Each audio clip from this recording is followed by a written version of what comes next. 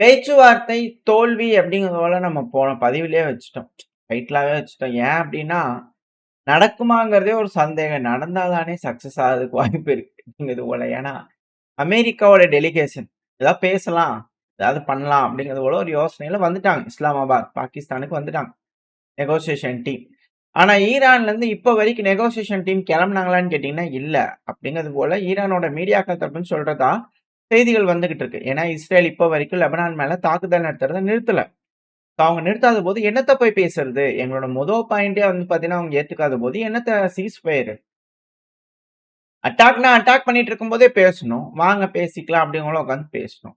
அதுவும் இல்ல, இதுவும் இல்ல அப்படிங்கும்போது எப்படி? அப்படிங்கிற ஒரு கேள்வி. அது மட்டும் இல்லாம ஈரான் ஒரு இன்டர்வியூவ பார்த்திருப்பான்னு நினைக்கிறேன். இன்டர்வியூன்றத விட ஒரு மீடியா சேனல்ல அந்த சேனல்ல பேசிட்டு இருக்கும்போது ஜான்ஸ் அவர்கள் திடீர்னு வந்து பார்த்தீங்கன்னா, இதுதான் போஸ்ட்ல போட்டு அது ஒரு பெரும் பிரச்சனையாயிட்டு இருந்து அமெரிக்காலே சலசலப்புகள் அப்படிங்கிற போன இதுல நான் துணுக்கு செய்தியா சொல்லிட்டு போயிருப்பேன். ஸோ அதுல மிக முக்கியமான ஒரு சம்பவம் நடந்திருக்கு. அந்த ஒரு சம்பவத்த வந்து பார்த்தீங்கன்னா, ஈரான் பார்த்திருப்பாங்களா? அப்படின்ற ஒரு கேள்வி. ஸோ அதனால நம்ம போய் என்னத்த போய் பேசிட்டு, என்னத்த செஞ்சுட்டு, அமெரிக்காவே ஒரு முடிவு எடுக்கட்டும் அப்படிங்கிறது போல, ஈரான் தரப்பு வந்து யோசனையோ என்னமோ தெரியல. ஏன் அப்படின்னா, அந்த ஜான்ஸ் அவர்கள் திடீர்னு நடந்துட்டு இருக்கும்போது நடுவுல வந்து என்ன சொல்லுவார்ன்னா, எனக்கு ஒரே ஆச்சரியமா இருக்குங்க. ட்ரம்ப் அவர்கள் என்ன ஹோஸ்டேஜா வச்சுக்கிறாங்களா என்ன? ட்ரம்ப யாராவது ஹோஸ்டேஜா வச்சிருக்காங்களா என்ன? ஏன்னா, அவரு மேட் இல்லல்ல. அ இல்ல பார்த்தா அப்படித்தான் தெரியுது. என்னத்த அவருக்கு பிரச்சனை ஆயிருச்சு அப்படிங்கிறது தெரியல. ஏதாவது இஸ்ரேல்னால வந்து பார்த்தீங்கன்னா, செட்டப் பண்ணப்பட்டிருக்கிறாரா? ஒரு தடவ மேனா இருக்காரு. 2 தடவ குழந்தையா இருக்கிறாரு. அப்படிங்கிற இது டிமென்ஷியா அப்படிங்கிற ஒரு வியாதியோட வந்து பார்த்தீங்கன்னா, அவர் கம்பேர் பண்றாரு ட்ரம்ப் அவர்கள். பிரெயினுக்கு போற நர்வ் வந்து பார்த்தீங்கன்னா, செல்ஸ் எல்லாம் டேமேஜ் ஆகுறதுனால, ஆ ம் மெமரி லாஸ் ஞாபகங்கள் வந்து பார்த்தீங்கன்னா போயிரும். அப்புறம் குழப்பத்திலேயே இருப்பாங்களாம். என்ன பேசுறது அப்படிங்கிற பேச்சுக்கே கம்யூனிகேட் பண்றதுக்கே வந்து பார்த்தீங்கன்னா, ஒரு பிரச்சனைகள் ஆகும். பர்சனாலிட்டியே சேஞ்ச் ஆயிருமாமா அப்படியே. ஸோ இது போல டிமென்ஷியா இருக்குமா ஒருவேளை ட்ரம்ப் அவர்களுக்கு. இல்ல அவர ஹோஸ்டேஜா வச்சிருக்காங்களா? என்னதான் அவருக்கு பிரச்சனையாச்சு அப்படிங்கிறது போல, அதாவது ஈரான்லாம் காண்டாகவே வேண்டாம்.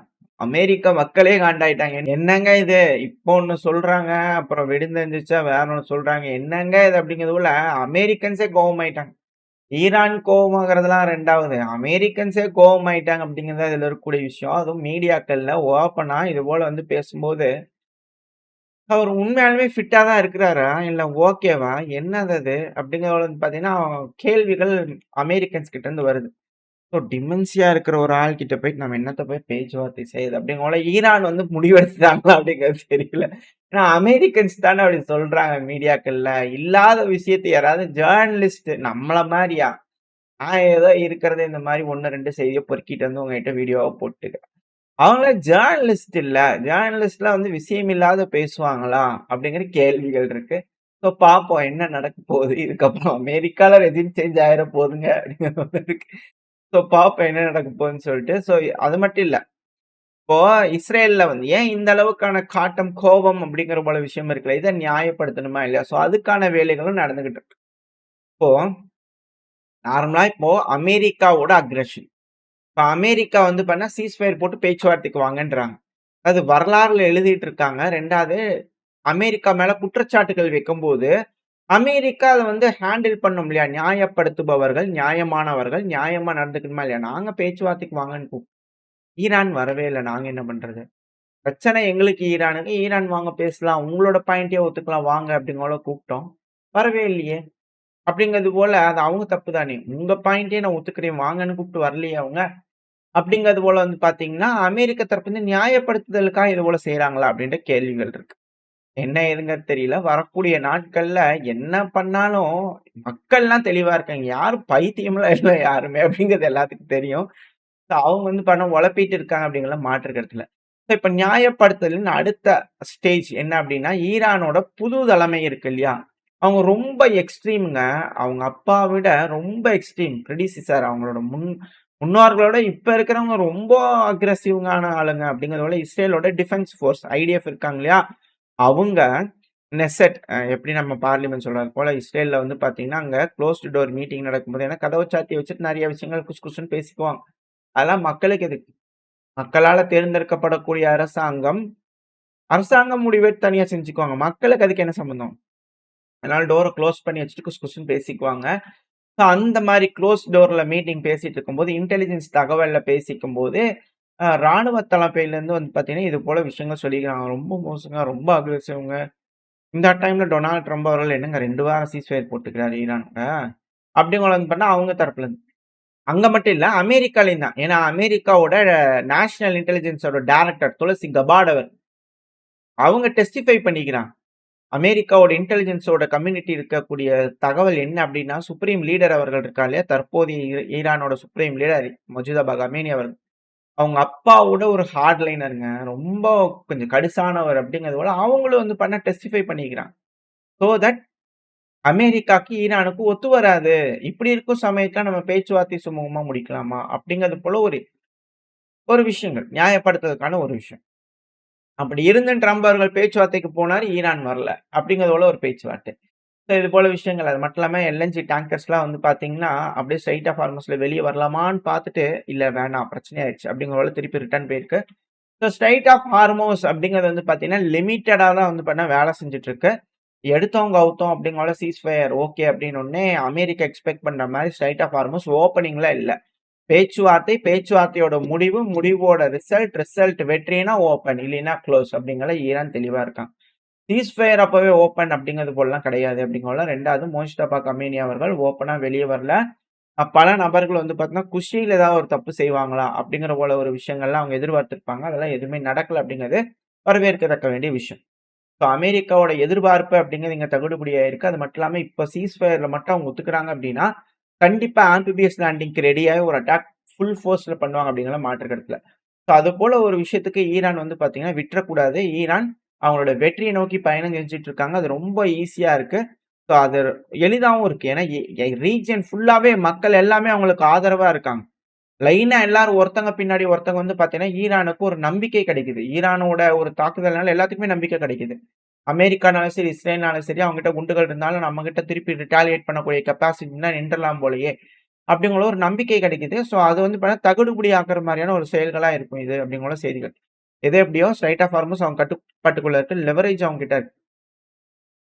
ஏன் அப்படின்னா, திருப்பி திருப்பி வந்து அட்டாக் பண்ணுவாங்க அப்படிங்கிற விஷயங்கள் ஏன் அப்படின்னா, அமெரிக்காவோட மீடியாக்கள்லயே வந்து பார்த்தீங்கன்னா, பேசக்கூடிய ஒரு விஷயம் தான் இது. அதுவும் முன்னாள் செக்ரட்டரி ஆஃப் ஸ்டேட்டா இருக்கக்கூடிய ஜான் கெர்ரி அவர்கள் மீடியால பேசும்போது என்ன சொல்லியிருக்கிறார்ன்னா, ஒரு விஷயத்த இஸ்ரேல் ஒரு முறையும் வந்து ஒரு தலைவர்கள்கிட்ட நம்ம அதிபரா இருக்கக்கூடிய தலைவர்கள்கிட்ட வந்து ப்ரொபோசல் வைப்பாங்க. ஏங்க ஈரான் மேல அட்டாக் பண்ணலாங்களா?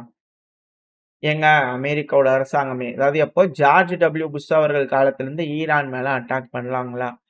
அப்புறம் ஒபாமா வந்ததுக்கப்புறம் ஒபாமா அவர்கள் இருக்கும்போது அவர்கிட்டயும் போய் ஏங்க ஈரான் மேல ஒரு அட்டாக் பண்ணலாமா? அப்படிங்கிறது போல. அப்புறம் பைடன் அவர்களோட காலகட்டத்திலயும் பைடன் அவர்கள்கிட்டயும் போய் ஏங்க ஈரான் மேல அட்டாக் பண்ணலாங்களா? அப்படிங்கிறத கேட்டுக்கிட்டே இருந்திருக்காங்க. ட்ரம்ப் அவர்கள் கிட்டயும் டைம்ல இருக்கும்போதே கேட்டிருக்கிறாங்களாம். ஏங்க ஈரான் மேல அட்டாக் பண்ணலாங்களான்னு. எல்லா டைம்லயும் ரெஃப்யூஸ் பண்ணியிருக்காங்க. ஆனா ட்ரம்ப் அவர்கள் வெயிட் பண்ணுங்க டைம் வரும். இது டைம் இல்ல.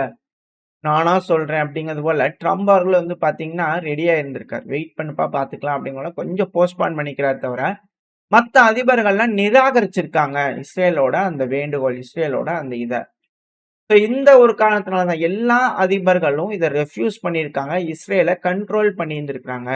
ஆனா ஒரே ஒரு அதிபர் ட்ரம்ப் அவர்கள் தான் வந்து பார்த்தீங்கன்னா, அலோவ் பண்ணியிருக்கிறாரு இதுக்கு அப்படிங்கிறது போல செய்திகள் அவர் தரப்பிலிருந்து வருது. ஸோ இந்த ஒரு காரணத்தினால தான் ஃபர்ஸ்ட்டா நம்ம பார்த்த செய்தியில வந்து பார்த்தீங்கன்னா, சொல்றாங்க இல்லையா? அதாவது ட்ரம்ப் அவர்களுக்கு வந்து பார்த்தீங்கன்னா, டிமென்ஷியா இருக்குமா? அப்படிங்கிறது போல. இல்ல இஸ்ரேலோட கண்ட்ரோல்ல இருக்கிறாரா ட்ரம்ப் அவர்கள் அப்படிங்கிறது போல. ஸோ அதுபோல எண்ணங்கள்லாம் இது போல செய்திகள்லாம் பார்க்கும்போது வருது. அது மட்டும் இல்லாம அமெரிக்கன்ஸ் ஏன் அதிகப்படியா காண்டாகுறாங்க அப்படின்னா, இதுவும் மேற்கு மீடியா தான். அதுவும் அமெரிக்கா மீடியா தான். பிரத்யேகமா வந்து பார்த்தீங்கன்னா, பெயர் சொல்லப்படாத ஒரு வீரர், அமெரிக்காவோட ஒரு வீரர், மிடில் ஈஸ்ட்ல இருக்கக்கூடிய ஒரு வீரர். அவர் வந்து பார்த்தீங்கன்னா, ராணுவம் ஒத்துழைக்கல. ஏன்னா மீடியாக்கள்லாம் யாரும் பேசக்கூடாதுன்னு சொல்லியிருக்காங்க. பட் இருந்தாலும் அத மீறி நடக்கக்கூடிய விஷயங்கள் என்ன அப்படிங்கிறத வந்து சொல்லணும் அப்படிங்கிறதுனால, வந்து பார்த்தீங்கன்னா சொல்லியிருக்காங்க. இதெல்லாம் ரஷ்யா, உக்ரைன் பிரச்சனையில ஆரம்பத்துல ரஷ்யாக்கு எகெயின்ஸ்டா பண்ணிட்டு இருந்தாங்க. இப்ப அது அப்படியே வந்து பார்த்தீங்கன்னா, அமெரிக்காக்கு எகெயின்ஸ்டா மாறியிருக்கு. வாழ்க்கை ஒரு வட்டண்டா அப்படிங்கிறது போல, என்னெல்லாம் வந்து பார்த்தீங்கன்னா, ரஷ்யாக்கு எகெயின்ஸ்டா பண்ணாங்களோ, இங்க அது ரியல்ல நடக்குது.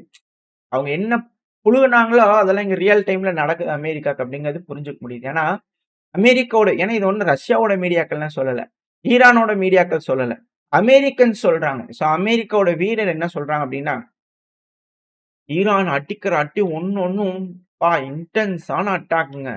அது எங்க மேல அமெரிக்காவோட வீரர்கள் மேல அட்டாக் பண்றாங்க. இந்த போர் ஆரம்பிச்சதுலருந்து.